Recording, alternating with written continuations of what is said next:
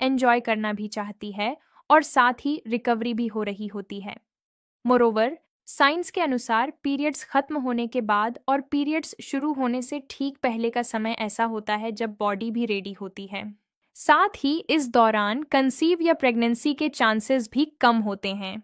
इसलिए इस समय आप बिना ज्यादा टेंशन के भी क्लोजनेस को एंजॉय कर सकते हैं। जब हार्मोन्स का लेवल बदलता है तो महिलाओं की स्किन और शरीर ज्यादा सेंसिटिव हो जाता है। इस दौरान उन्हें आपके टच और फिजिकल क्लोजनेस की जरूरत ज्यादा महसूस होती है। अक्सर पुरुष इस बात को समझ नहीं पाते कि मना करना उनकी इच्छा नहीं, बल्कि हार्मोनल बदलाव की वजह से भी हो सकता है। अगर आप उनकी इस साइकिल को समझकर सही समय पर पहल करेंगे तो उनका रिस्पांस ज्यादा पॉजिटिव होगा। पीरियड से ठीक पहले का समय एक ऐसा फेज होता है जहां उन्हें सबसे ज्यादा इमोशनली सपोर्ट की जरूरत होती है। इस दौरान ब्लड सर्कुलेशन बढ़ने की वजह से उनकी डिजायर नेचुरली बढ़ जाती है। जब आप इस गोल्डन टाइम को पहचान लेते हैं तो आपकी पार्टनर खुद को आपके और करीब महसूस करने लगती है। यही वो समय होता है जब उनकी नेचुरल डिजायर्स बाहर आने के लिए तैयार होती हैं। एक समझदार पार्टनर वही होता है जो अपनी खुशी के साथ साथ अपनी फीमेल पार्टनर के संकेतों को भी समझे। अगर आप इस दौरान उन्हें स्पेशल और सुरक्षित महसूस कराते हो तो उनकी तरफ से ना सुनने की संभावना काफी कम हो जाती है। मेडिकल साइंस के अनुसार तनाव मुक्त माइंड और सही हार्मोनल बैलेंस ही सुखद इंटीमेसी की असली कुंजी है। इसीलिए पीरियड्स के ठीक बाद वाला समय सबसे ज्यादा एनर्जेटिक और रिलैक्स्ड माना जाता है। इस दौरान बॉडी पूरी तरह रिकवर हो चुकी होती है और महिला किसी भी एक्टिविटी के लिए मेंटली तैयार रहती है। पार्टनर के बीच इस बायोलॉजिकल क्लॉक की समझ एक खुशहाल रिलेशनशिप के लिए बेहद ज़रूरी होती है। अब आगे बढ़ते हैं और बात करते हैं उस खास मिड टाइम यानी ओवुलेशन पीरियड की। अगर आपकी 28 दिन की साइकिल है तो लगभग 14वें दिन के आसपास हाई ओवुलेशन होता है।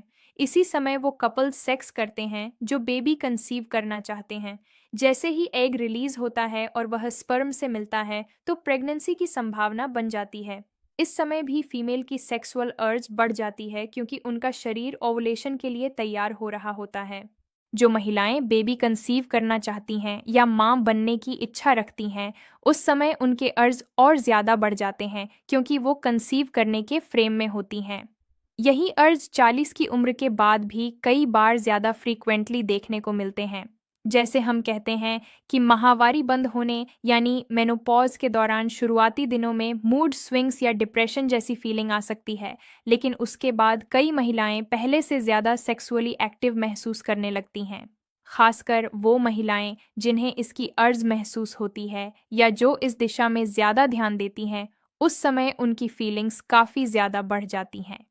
रिप्रोडक्टिव एज में और पीरियड्स के आसपास का समय ऐसा होता है जब फीमेल सेक्स के लिए ज्यादा तैयार रहती है। अगर आप इस बात को समझते हैं और इससे एग्री करते हैं तो डेफिनेटली इस दौरान अपने पार्टनर को सहलाएं, उन्हें सपोर्ट करें। हो सकता है वो इसी पल का इंतजार कर रही हों ताकि वो आपको पूरा प्लेजर दे सकें।